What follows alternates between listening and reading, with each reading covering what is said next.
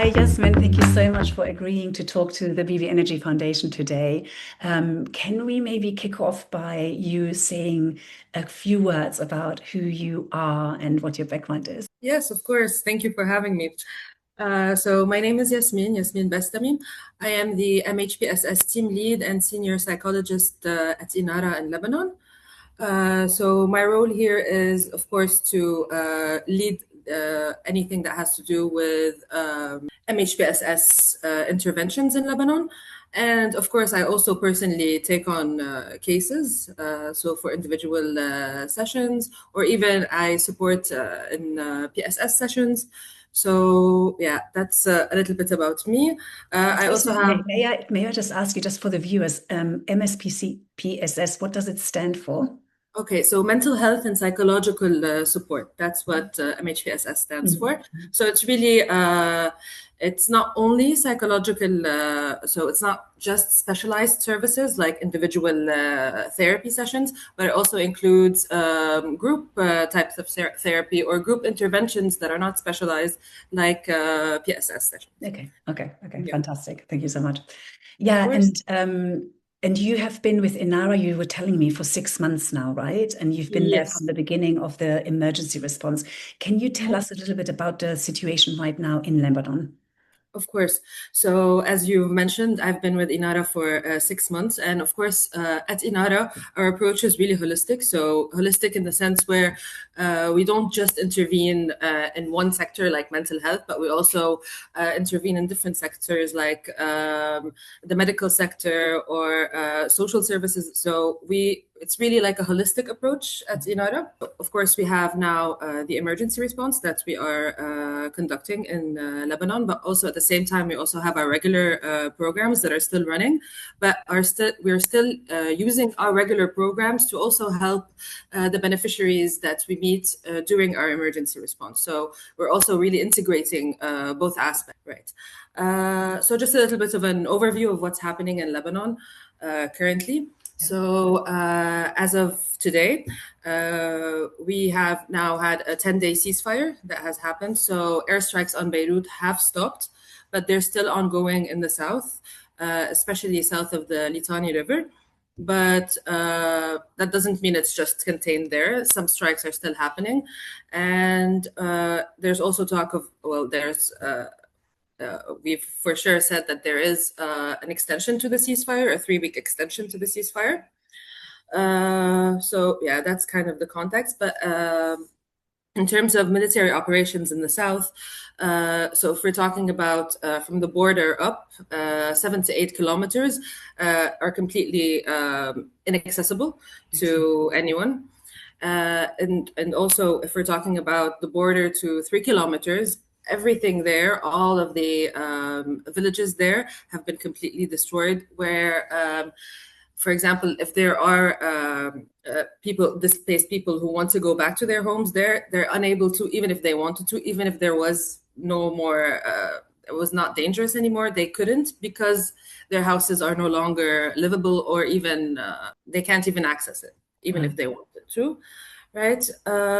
And so currently, just an overview of the shelters in Lebanon. Currently, we have 690 formal shelters, which are usually mostly schools. So they're kind of like makeshift shelters, but they're still formal shelters where they're being followed up on by the government. We also have around 15 informal shelters where people would group up in open spaces, and it's like a makeshift shelter. Yeah. So yeah, that's a quick overview. In terms of how many IDPs we have in shelters, we have around 141,613 IDPs in shelters. And Around IDPs are internally displaced people, right? Exactly, Exactly. internally displaced people in shelters. And we have around 37,349 internally displaced families. The percentage of children within these families is 34%. Mhm. Okay, and if you want to talk about the overall death toll ever since the emergency has happened, it is at 2,167, and we have around 7,061 injured. And an overview of like daily needs in terms of what is needed in shelters, what the internally displaced people need. We need around 5,204,000 hot meals per day. That's if we're counting it as 3 meals per day. Yeah. Yes, and in terms of ready-to-eat canned food type of needs, we have around 105,745. And if we're talking about baby kits, it's around 7,736 baby kits are Yeah. needed per day. Yeah, yeah, Yeah. exactly.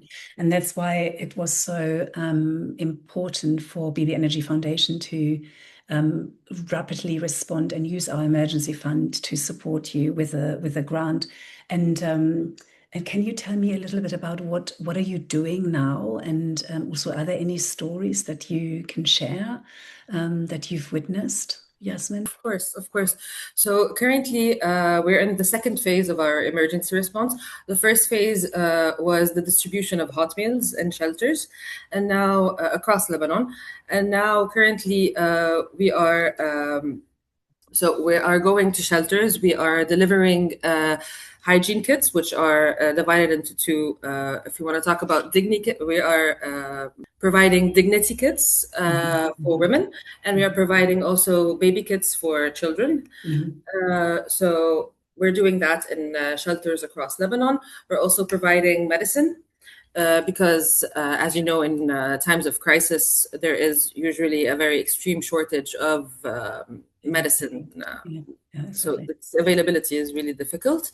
Yeah. And we're also conducting recreational and mental health activities in shelters. Uh-huh. So yeah, so now currently that's what we're doing. So we are conducting mental health and psychosocial support activities in shelters, and we're distributing dignity kits and baby kits. And Yasmin, can you tell me so dignity kits, I imagine, have to do with menstrual products Right, and right. right. So they include pads, soap, underwear, towels, wipes. So it's really they're designed to give women the feeling of so Okay. it's the feeling of dignity. So it's to give Exactly. them back that feeling of Exactly. Exactly. dignity. Because of course that is they don't have access to that right now. Is that correct?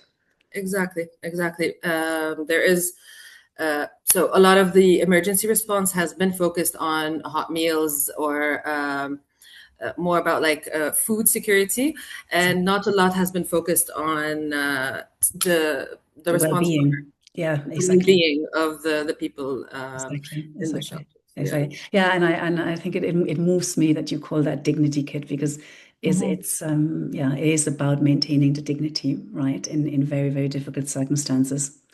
And Yes. Yasmin, can you tell me these psychosocial sessions that you're running in the shelters, just to give like a sense of what that is like? Of course. So we are working with the shelter coordinators, where we group up the children based on their ages Mhm. and based on the availability, of course, in the shelter, what we can do in terms of activities.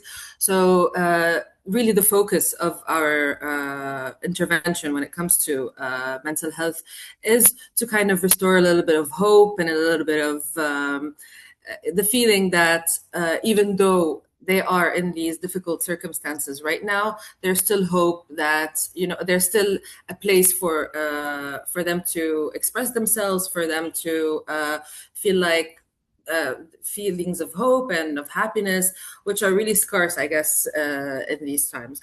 So that's really the main focus of our intervention. It's really to support them psychologically, of course, but also to remind them that it's really they're still able to enjoy, even if it is just a session, let's say, even if it is just for 1 hour or a few, yeah, so even if it is just for that short period of time, still it is a sign that they can still feel their childhood, still that it's not completely overshadowed by the emergency currently. Yeah. And how do you run those sessions, yeah, Jasmine? Or Yes, I run those sessions along with my team, of course. So my team is composed of four psychologists yeah, currently, and also with help from case management as well. They've also been helping with these yeah, activities. yeah, And it's really been a joy to conduct these activities because we can really see the change that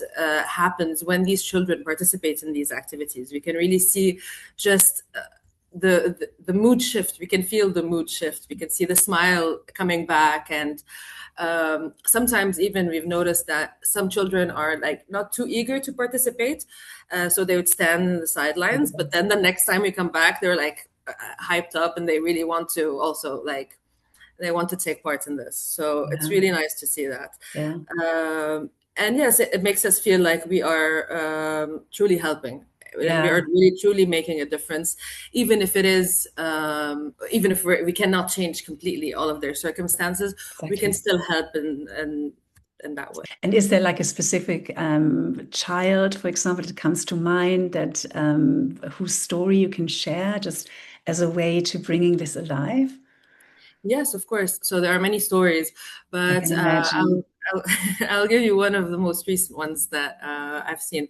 So we went to shelters last week, and in one of the shelters, we were conducting these activities, and there was a mother that talked to me on the side. She was like, "Oh, we have just come into the shelter a few days ago, and my child still is not is isolating themselves. They don't want to really interact with anyone, and she was really worried about Yeah, I her can child. imagine. Yeah, Yeah, she was really worried about her, and she was wondering if maybe we could try to like help in any way, maybe because we were conducting these activities, but the child didn't want to take part in them. So yeah, after the mother told us about this case, one of our team members went to this child and tried to just engage them very like in an informal way. So just asking about how they're doing and how they're feeling, and just even that conversation, which was just, "How are you? How are you exactly. doing?" How Yeah. exactly? Exactly. Just even asking that made the child feel a lot more open. And they were able to express that they were feeling kind of fearful because it's a Mm, new environment and there's a lot of people around them and they don't feel like they have their own space or their own absolutely. private. So, yeah, the child felt really overwhelmed. And that's why they were isolating themselves. And once our team member understood that, they talked to the child, and so we were nearing the end of the activity at that point. But so near the end, we had like a closing kind of recreational activity that we were conducting, and she decided to join us. Mm. And so it was a nice way. It was a Wow. nice. Yeah, that's such a, I can really feel that. That really moves me.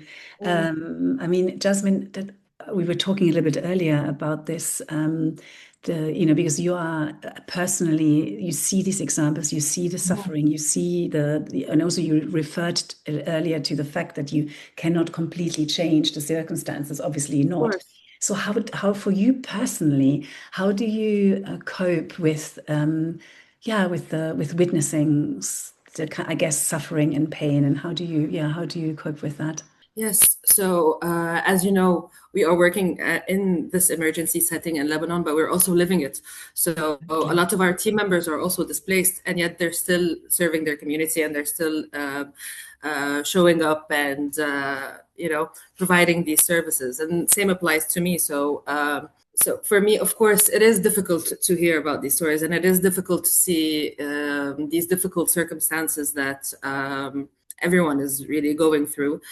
But the way that I cope with it is that I feel like through what we're doing, through our emergency response, I feel like at least I have a hand in helping. I'm doing something, even if it is just, as I said, I can't change everything, but at least I'm doing something to change. And I feel like sometimes I feel like in times of crisis and in times of emergency, we kind of feel like we don't have agency, or we can't really control what's going on around us.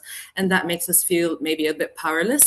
And then I feel like through this work, I'm regaining some sort of power, or I'm feeling like I am doing something through this. So I don't feel as helpless, So right? So I feel like I am doing something to help. yeah, so beautiful the way you just described that, Yasmin, because I think that is absolutely true. And I know that also a lot of people who will be viewing our interview will have this sense of helplessness and this feeling like, what can I do to help the situation in Lebanon or in other areas of crisis? And I really feel that when we connect with this hopelessness, to take a moment and connect with our agency, because there's always something that you can do. Maybe you can't change the whole situation, but there's something, that you can do. And I think that is, yeah, that's really beautiful the way you just described that. Thank you so much.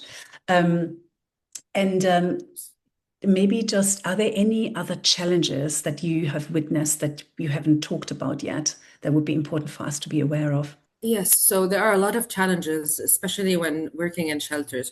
So, when working in shelters and when responding to this emergency, um, we noticed that some shelters are not well equipped to even for us to even conduct, let's say, MHPSS activities. Some of them are we find it difficult to find a safe space to be able to conduct these activities. So there is that difficulty, and there's of course overcrowding in shelters currently, especially in Beirut, because a lot of people are preferring to stay in Beirut instead of moving north. So overcrowding is a huge issue that we are facing. Also, in terms of other needs that we are seeing in shelters, we are seeing that there is need for basic needs. So, Yeah. for example, there's difficulty accessing electricity or clean water, or of course, we also notice that there is an increased risk for vulnerable internally displaced persons like women, children, persons with disabilities or elderly. We can see that there is kind of a protection issue when it Yes. comes to this. And yes, there are a lot of different challenges that we are seeing when it comes to different sectors. So when it comes to the mental health sector, when it comes to protection, when it comes to having livable, viable shelters, we also are seeing that there are challenges when it comes to education, access to education for children, because as I said, most shelters are schools. So Yes, right. exactly. So that's a big issue that we are seeing. And also access to basic things like electricity, Wi-Fi, even communication is cut off in a way because they can't charge their phones, or they can't, for example, in Lebanon, because we recharge our phones with monthly to be able to make calls Right. and to have Wi-Fi access. And even that, some IDPs are finding difficulty doing that. So even communication is kind of cut off between them and their loved ones. And so it's, yeah. And Jasmine, I mean, are you getting the support that you need as an organization? Is there enough funding coming from your funders, or is that challenging right now? We have some funds that are coming in, and we are able to respond, as I said in the beginning, through hot meals, and currently through medication, mental health, and the baby kits and the dignity kits. But as I said, the challenges are Those are huge. numerous. Are numerous. So the more support we have, the more we can really provide. Okay. Well, I mean, thank you so much for your time, Jasmine. I always, with this work, I'm really inspired to obviously hear the stories of the beneficiaries, but also to meet the people on the ground, like you said, who you're living there. So you're also experiencing it. And so it's really deeply inspiring to hear your commitment and the work that you're doing. And I really want to thank you for it. And maybe just to end, what is giving you hope right now? So what is giving me hope right now is, as I said, seeing the smile on these children's faces when we are conducting our interventions, or even just seeing like the story that I told you about the girl, just seeing that change, that shift, even seeing that hope being restored in the people that we are helping also kind of restores hope for me. Yeah. And it just gives me the feeling that even though we are going through these difficult circumstances, there is a light at the end of the tunnel. Yeah. Yeah. Mhm. Thank you so much, Jasmine. Thank you so much for Sure. your time and for sharing right straight from the ground in Lebanon about the situation there and how the work that BB Energy Foundation is supporting is making a difference. I'm really grateful. Thank you so much.